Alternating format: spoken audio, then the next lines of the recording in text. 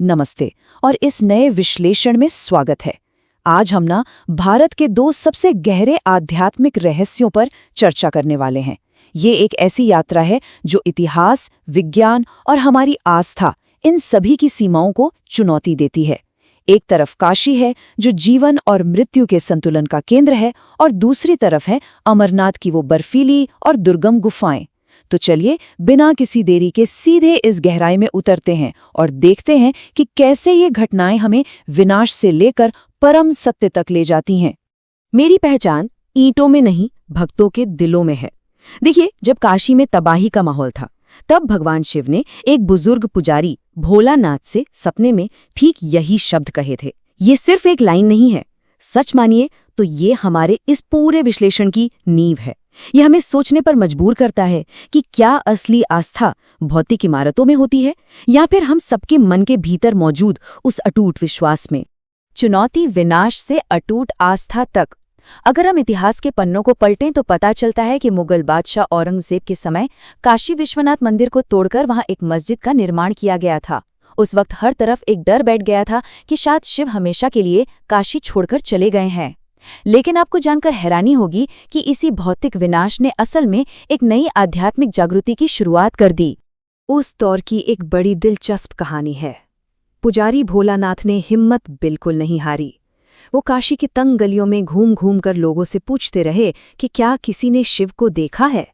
और स्रोत बताते हैं कि इसी तलाश के दौरान एक रहस्यमयी साधु प्रकट हुए, जिनकी जटाएं बिल्कुल गंगा जैसी लंबी थीं। उस साधु ने एक ऐसा रहस्य खोला जिसने सब कुछ बदल कर रख दिया। उन्होंने बताया कि असली शिवलिंग तो आज भी वही है, बिल्कुल सुरक्षित, बस हमारी साधारण आंखों से अदृश्य है। और उसके बाद जो हुआ वो सच में किसी चमत्कार से कम नहीं था। काशी ने रहस्यमयी तरीकों से अपना बचाव किया। मतलब सोचिए, नाविकों ने बताया कि उन्होंने अमावस्या की घनघोर अंधेरी रात में गंगा के पानी पर एक अजब सी रोशनी देखी, बिल्कुल वैसे जैसे कोई आरती कर रहा हो। उधर दिल्ली में औरंगजेब को सपने में एक साधु की चेतावनी मिली। और सबसे बड़ी बात, जब मुगल सेना ने वापस लौटकर काशी पर दोबारा हमला करना चाहा, तो अचानक आए एक भयंकर तूफान और बिजली ने उन्हें पीछे हटने पर मजबूर कर दिया। ये सिर्फ आस्था की बातें नहीं थीं, उस समय इन घटनाओं को कोई समझ ही नहीं पाया था। अब काशी को लेके एक बहुत बड़ा मिथक है, एक भ्रम है कि बस काशी की सीमा में प्राण त्यागने से ही मोक्ष मिल जाता है। लेकिन असली सच्चाई इससे कहीं ज्यादा गहरी है। माधव नाम के एक साधारण किसान की कहानी को ही ले लीजिए, जिसने अपना पूरा जीवन दूसरों की मदद में गुजार दिया और उसे गंगा के भीतर अदृश्य मुक्तेश्वर महादेव के दर्शन हुए। या फिर गौरी, जिसकी बीमार माँ बिना किसी दवा के सिर्फ सच्ची विश्वास के बल पर ठीक हो गई। ये कहानियां साबित करती हैं कि मोक्ष तो सच्चे और निस्वार्थ कर्म से मिलता है, मृत्यु तो बस एक नई शुरुआत है ना। चमत्कार, अमर गुफा की खोज, काशी की उस धधकती भस्म और मोक्ष की गर्मी को अब हम यहीं छोड़ते हैं और सीधे चलते हैं हिमालय की उन बर्फीली चोटियों पर जहां तापमान 0 से भी नीचे होता है। एक बिल्कुल ही अलग रहस्य की ओर, एक ऐसी जगह जहां आस्था ने एक जमा देने वाले पहाड़ को दुनिया के सबसे बड़े तीर्थों में से एक में बदल दिया।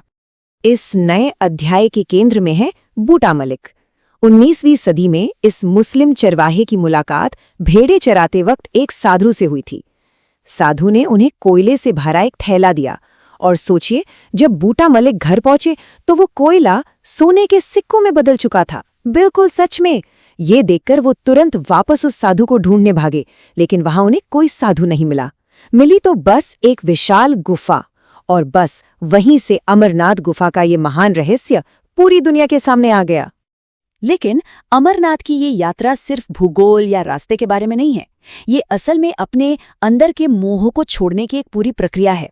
पौराणिक कथाओं के अनुसार शिव ने माता पार्वती को अमरता का रहस्य बताने से पहले अपने सभी आभूषणों और जीवों का त्याग किया था। पहलगाम में नंदी को छोड़ा, चंदनवाड़ी में अपने माथे के चंद्रमा को उतारा और नीले पानी वाली शेषनाग झील पर अपने गले के सांप को छोड़ दिया। ये हमें सिखाता है कि परम ज्ञान पाने के लिए सबसे पहले इन सारी भौतिक चीजों से अपना लगाव खत्म करना पड़ता है। अब इस रहस्य का सबसे हैरान करने वाला हिस्सा सुनिए।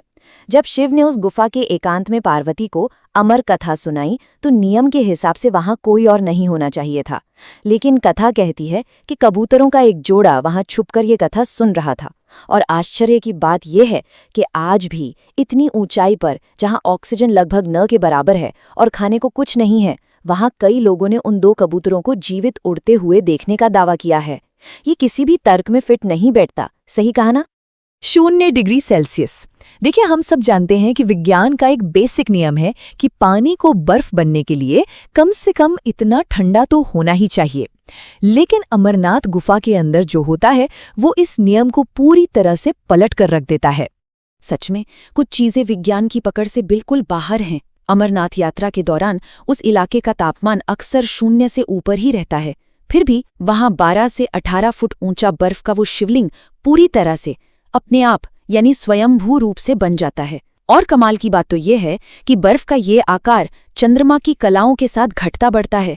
ऊपर से ये गुफा 5000 साल से भी ज्यादा पुरानी है, लेकिन यहाँ पानी लगातार कहाँ से टपक रहा है, यह आज तक एक अनसुलझी पहेली बनी हुई है। एहसास जब विज्ञान का सामना शिव की माया से हुआ, तो अब सवाल आता है कि जब हमारा आधुनिक विज्ञान और तर्क इन प्राचीन रहस्यों को झुठलाने की कोशिश करते हैं, तो होता क्या है?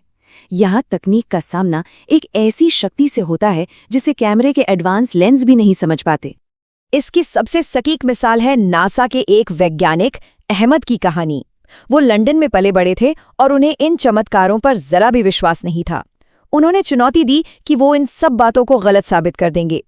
लेकिन जब वो अपनी पूरी टीम के साथ अमरनाथ पहुंचे तो एक बेहद अजीब घटना घटी।